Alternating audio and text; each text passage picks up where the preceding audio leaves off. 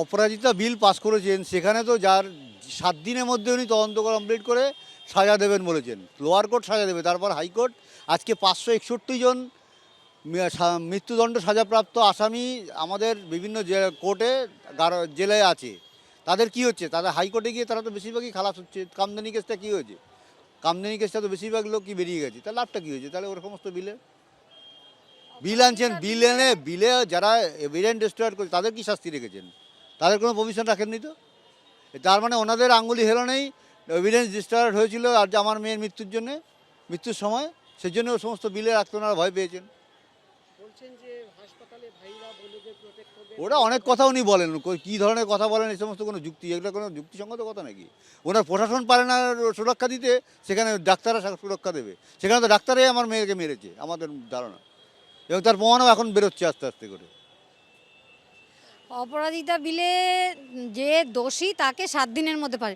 দোষটা কেন হচ্ছে, কেন তাকে কাজের জায়গায় খুন হতে হচ্ছে, তার জন্য কি কোনো নিয়ম আছে? তার জন্য তো কোনো নিয়ম সেখানে নেই।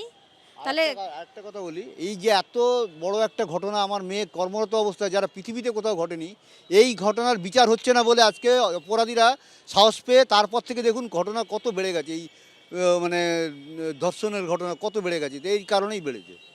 যদি আমার মেয়ে বিচার পেত, এত অপরাধীরা এত সাহস পেত না। আমার যে বোনটি মারা গিয়েছে সেই শোকসন্তপ্ত পরিবারকে আমি আমার সমবেদনা জানাই, এবং আমরা নিশ্চয়ই তার ব্যাপারে উপযুক্ত শাস্তি দাবি করি। আপনারা নিজেও জানেন, আমি নিজেও রাস্তায় হেঁটেছি এর জন্য, এবং আমাদের সরকার একটা অপরাজিতা বিলও করেছে, পাশ করেছে, সেটা পড়ে আসি। এইসব ঘটনা যাতে না ঘটতে পারে আমি আমার ভাইদের ওপর দায়িত্ব দিচ্ছি। আপনারা আমাদের বোনেদের রক্ষা করুন, আপনারাই পারেন।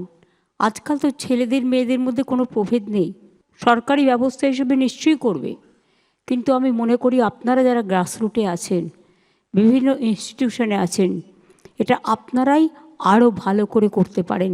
এটা আপনাদের পালঙ্কে আর একটা মুকুট জুটবে যদি বোনেদের বিপদে ভাইয়েরা আপনারা এগিয়ে আসেন, এবং বোনেরাও ভাইদের প্রোটেক্ট করেন। দুটোই আমি মনে করি মানুষের কাছে আপনাদের জীবনের প্রভাব অত্যন্ত গরিব। I salute to all of you and your family members and your fraternity.